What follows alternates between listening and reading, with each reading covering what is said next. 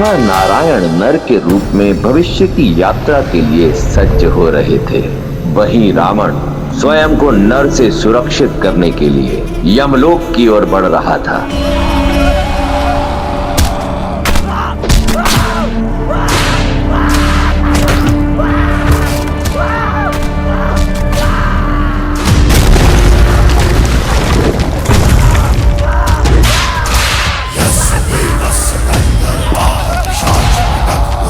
यम, कहो, समक्ष आओ। मृत्यु के द्वार पे खड़े होकर मृत्यु को पुकारने वाले दुष्ट कौन हो तुम? महाकाल का एक भक्त, काल के देव का काल।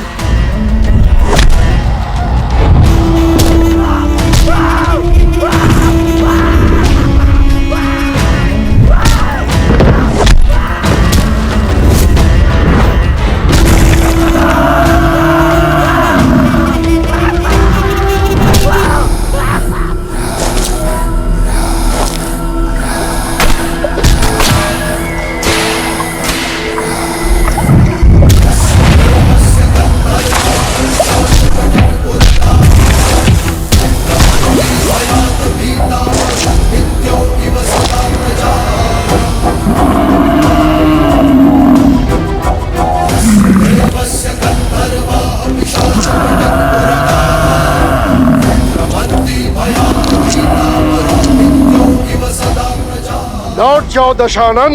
आ गए हम। मुझे लगा था कुबेर की भांति भाग जाओगे।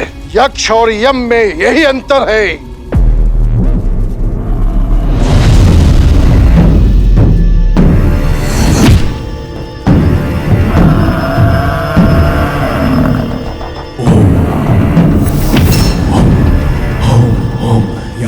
काल को ललकारने वाले अकाल मृत्यु को प्राप्त करते हैं।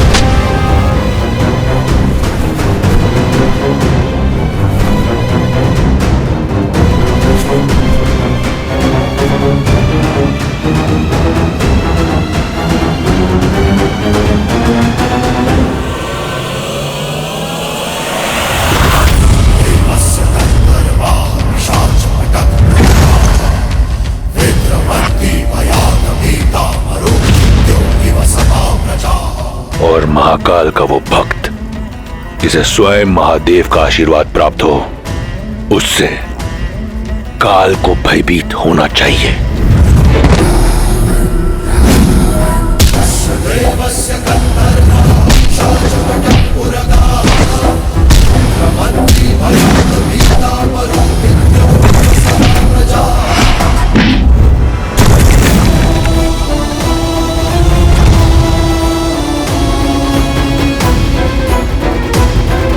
मूर्खता मत कर रावण।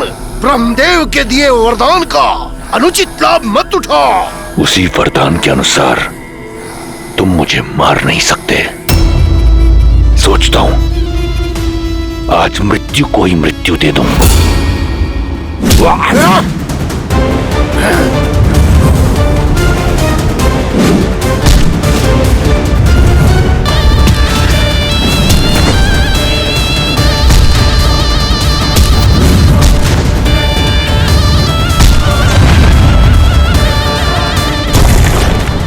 यम, सावधान।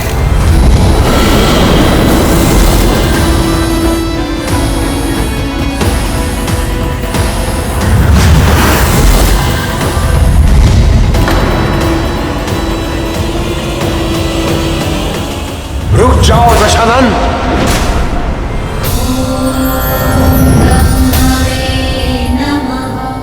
आप धर्मराज है यम, भूल गए इसकी मृत्यु आपके हाथों नहीं है। और रावण तुम मृत्यु को नहीं मार सकते, फिर भी यहां आए, चाहते क्या हो? बस इतना। मैं सबसे अभय हूं, परंतु नर से नहीं। वही अभय लेने आया हूं, अमृत।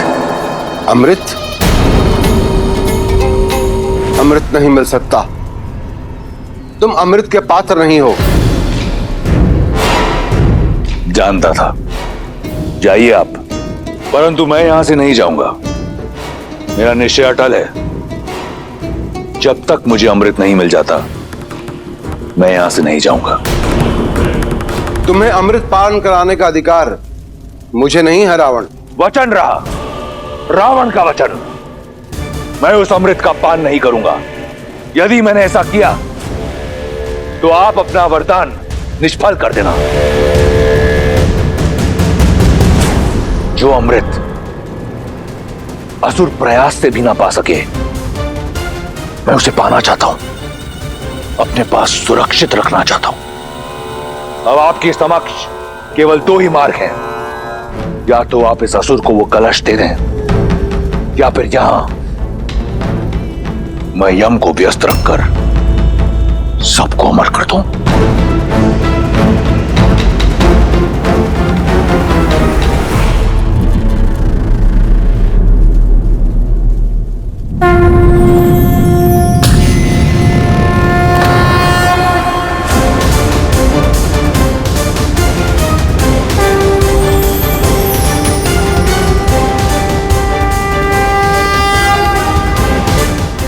उत्तम,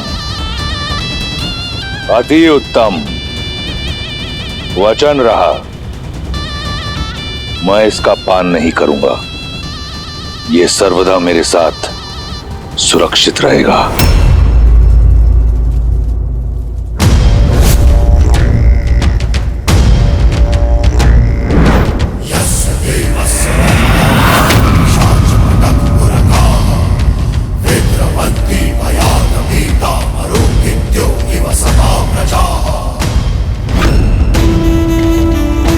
नर का अभय नहीं दिया था ना ब्रह्मदेव? अब देखो, नर ले आओ या कोई और जाति उत्पन्न करो, जैसे ही मुझ पर प्रहार होगा, ये कलश टूटकर इसका अमृत मेरे लहू के साथ मिल जाएगा। इस तरह मेरा वचन भी नहीं टूटेगा। अब रावण का कोई तोड़ नहीं।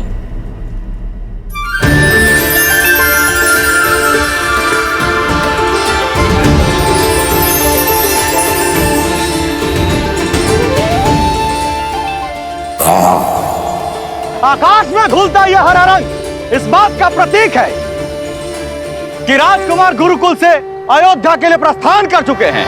श्री रामचंद्र की जय, श्री रामचंद्र की जय, श्री रामचंद्र की जय, श्री रामचंद्र की जय, श्री रामचंद्र।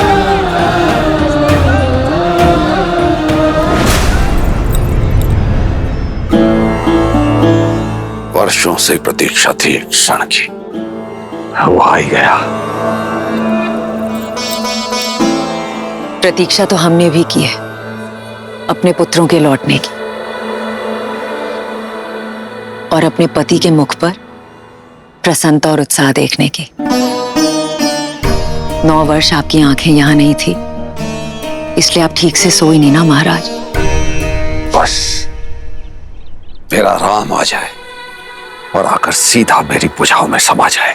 महाराज, आपके पुत्र बड़े हो गए हैं, आपकी गोद में नहीं समाने वाले।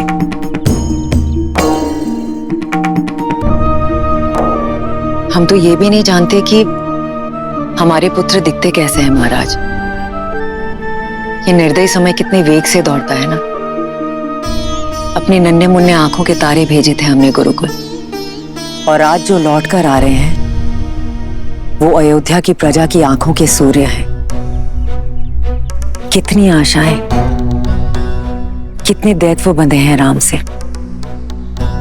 आज के पश्चात राम का जीवन सदैव के लिए बदलने वाला है।